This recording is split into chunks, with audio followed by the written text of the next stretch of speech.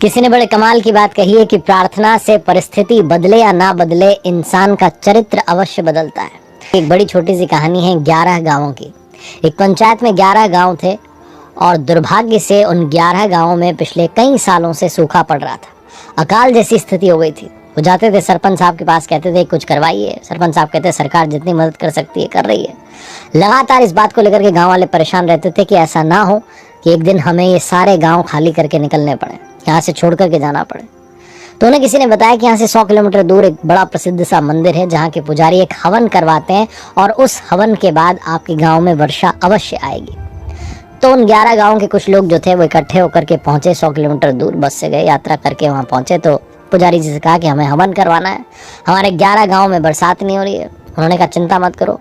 मुहूर्त देखा, उसके बाद बताया कि इस तिथि को आ जाना। आप हर एक गांव से एक एक व्यक्ति को भेजना जो उस गांव का प्रतिनिधित्व करे। 11 लोगों को भेजना, शगुन के 11 रहेंगे, हम साथ में जो है हवन करेंगे और आपके 11 गांव में बरसात आएगी। 11 लोग जो थे उन 11 गांव से तैयार होकर के जो तिथि बताई गई थी, जो डेट डिसाइडेड थी, उस दिन पहुंच गए मंदिर। 100 किलोमीटर दूर था, ट्रैवल करके। पुजारी जी ने सबका स्वागत किया। उन 11 लोगों में से एक व्यक्ति पर पुजारी जी की विशेष नज़र थी, बार बार उसको देख रहे थे। हवन संपूर्ण हुआ। उसके बाद पुजारी जी ने कहा कि एक बात मैं आपसे कहना चाहता हूँ कि प्रभु प्रसन्न तो हुए हैं, लेकिन सिर्फ एक गांव पर। सब चौंक गए कि किस पर प्रसन्न हुए हैं। तो पुजारी जी ने कहा सिर्फ इन भाई साहब पर प्रसन्न हुए हैं।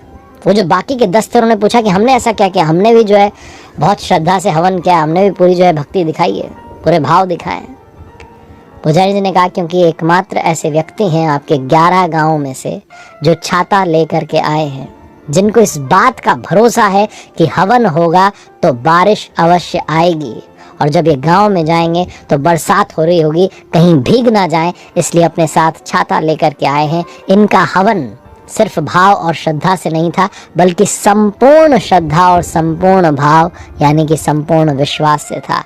आप 10 के मन में ऐसा कोई भाव नहीं था। आपको तो लगा कि किसी ने बोला है, चले जाते हैं पंडित जी के पास, पुजारी जी के पास, वो हवन करवा देंगे, बारिश होगी तो हो जाएगी, नहीं होगी तो कोई बात नहीं। लेकिन इनको भरोसा था कि पुजारी जी के यहाँ जाएंगे, हवन होगा प्रभु के दरबार में तो पक्के से बारिश आएगी। इसीलिए एकमात्र ऐसा व्यक्ति है जो छाता लेकर आया।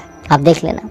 और उसके बाद ठीक वही हुआ। वो 11 लोग जब बस में बैठकर वापस अपने गाँव में पहुंचे तो एकमात्र व्यक्ति ऐसा था जिसके गाँव में वर्षा हो रही थी। बाकी के 10 गाँव उस वक्त भी सूखे ही थे। बहुत छोटी सी कहानी है जिसका सार ये बताता है कि अगर आपके अंदर संपूर्ण विश्वास, अगर आपके अंदर संपूर्ण श्रद्धा है, तभी कमाल होगा। हम में से बहुत सारे लोग मंदिर तक तो जाते हैं लेकिन छाता ले जाना भूल जाते हैं। हम उनके दरबार में तो जाते हैं, प्रार्थना लेकर के तो जाते हैं, लेकिन भरोसा नहीं होता, अंदर ही अंदर कमज़ोर होते हैं, सोच रहे हैं पता नहीं काम होगा भी कि नहीं होगा। जब तक आप यही सोचते रहेंगे कि होगा भी कि नहीं होगा, कन्फ्यूजन में रहेंगे, अधर झूल में रहेंगे, आपका काम अटक जाएगा। जिस दिन आपने अपने मनोबल को बढ़ा लिया उसी दिन कृपा आने लगेगी, क्योंकि भरोसा बाहर जगे उससे पहले अंदर जगाना पड़ता है।